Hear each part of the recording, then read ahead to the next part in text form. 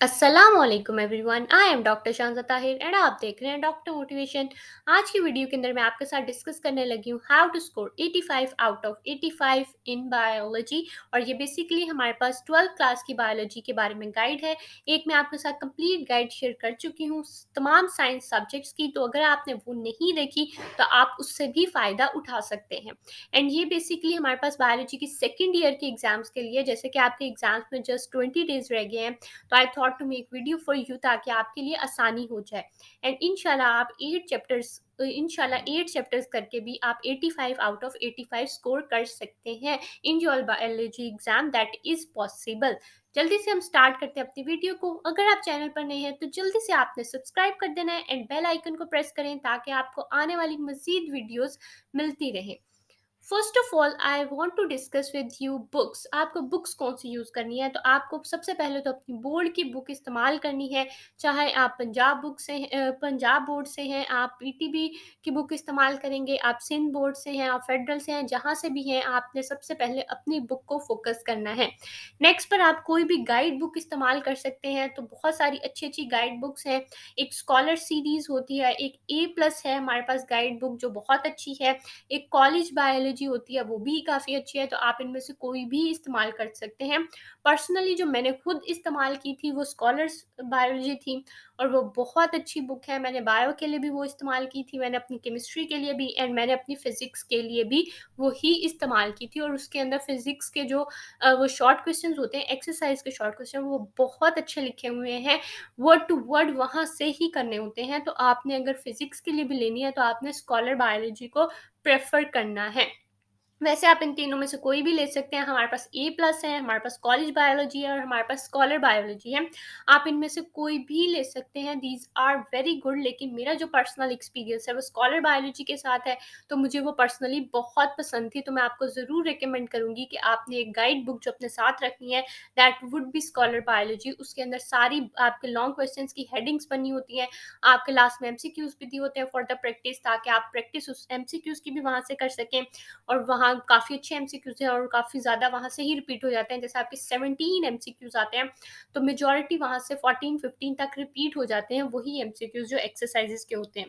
तो आपने ज़रूर उसके एमसीक्यूज़ को भी फ़ोकस करना है एंड आपने साल के स्टार्ट में ही उससे प्रिपरेशन स्टार्ट कर देनी है अपने चैप्टर्स की, अपने लॉन्ग क्वेश्चन की। वहाँ हेडिंग्स बनी होती हैं, आपके शॉर्ट क्वेश्चन बहुत अच्छे दिए होते हैं, आपकी डायग्राम्स बहुत अच्छी बनी होती हैं, आपके फ्लो चार्ट्स बने होते हैं एंड आपके डिफरेंसेस बने होते हैं। तो आपने ज़रूर उसको इस्तेमाल करना है अपनी मेन बुक यानी अपनी बोर्ड की बुक के साथ-साथ। नेक्स्ट पर जो मैं आपको गाइड करने लगी हूँ फॉर बायोलॉजी, तो वो ये है कि आपके लॉन्ग क्वेश्चन की जो पेयरिंग होती है वो हमारे पास क्वेश्चन 1 जो होता है वो 15-25 में से आया होता है चैप्टर। आपके 16 और 20 चैप्टर में से नेक्स्ट क्वेश्चन होता है। थर्ड क्वेश्चन आपका 17 एंड 27 में से होता है एंड आपका जो अगला क्वेश्चन नंबर 4 होता है वो 18 एंड 22 चैप्टर में से होता है एंड आपका लास्ट क्वेश्चन जो होता है वो 19 एंड 24 चैप्टर में से होता है। तो अब मैं आपको क्या गाइड करूँगी कि आपने क्या करना है, आप 4 पेयर तैयार करेंगे अगर आपने 85 आउट ऑफ 85 स्कोर करना है।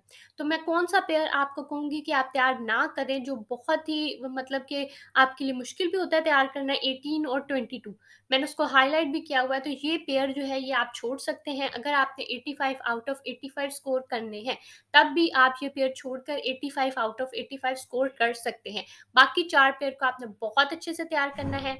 आपका जो 19 चैप्टर एंड 24 वाला पेयर है वो आपने कभी भी स्किप नहीं करना, क्योंकि आपका जो क्वेश्चन नंबर 3 का पार्ट होता है शॉर्ट क्वेश्चंस का, तो उसमें काफ़ी ज़्यादा शॉर्ट क्वेश्चन इसी पार्ट में से आते हैं, तो फिर आपके शॉर्ट क्वेश्चन पूरे नहीं होंगे।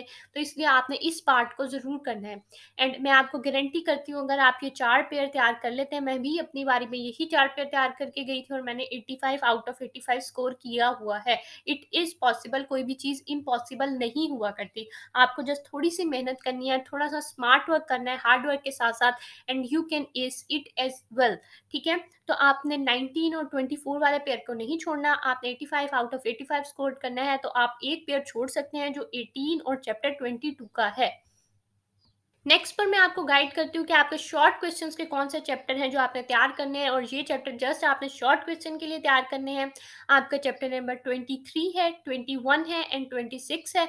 तो इनके आपने शॉर्ट क्वेश्चन जस्ट तैयार करने हैं, तो आपके लिए जो है बहुत हेल्पफुल हो जाएगा।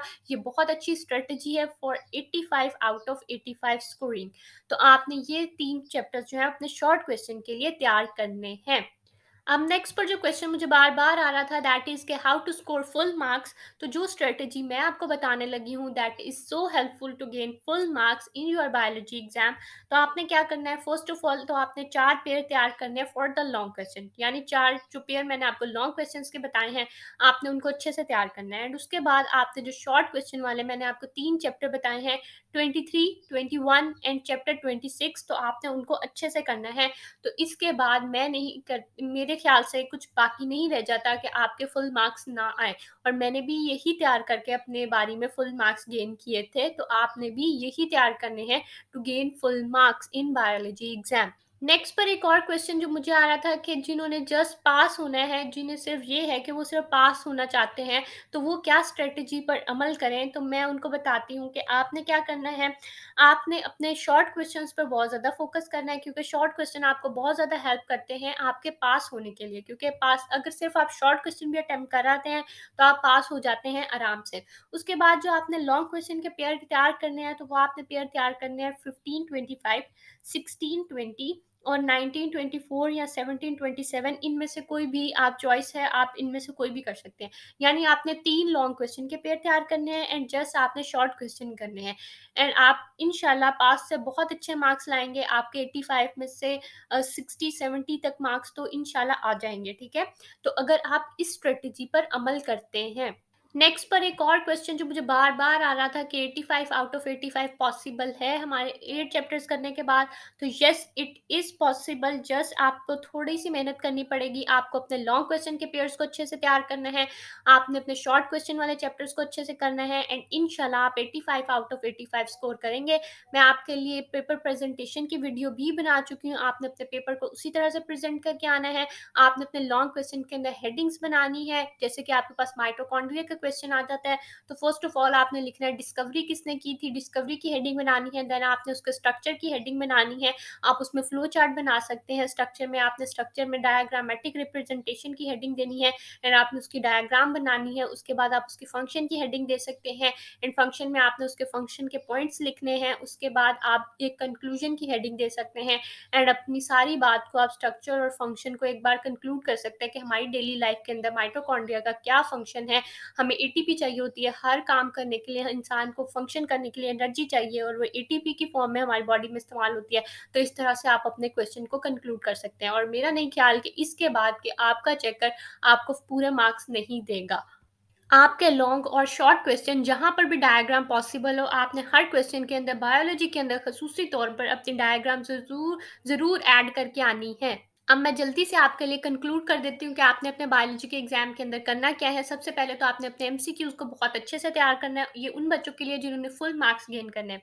आपने सबसे पहले अपने एमसीक्यूज को बहुत अच्छे से करना है, एक्सरसाइज के एमसीक्यूज को, उसके बाद आपने पास पेपर के एमसीक्यूज को एंड उसके बाद आपने गेस्ट पेपर के एमसीक्यूज। ये तीनों एमसीक्यूज को आपने अच्छे से करके जाना है, अपने फिंगर टिप्स पे करके जाना है।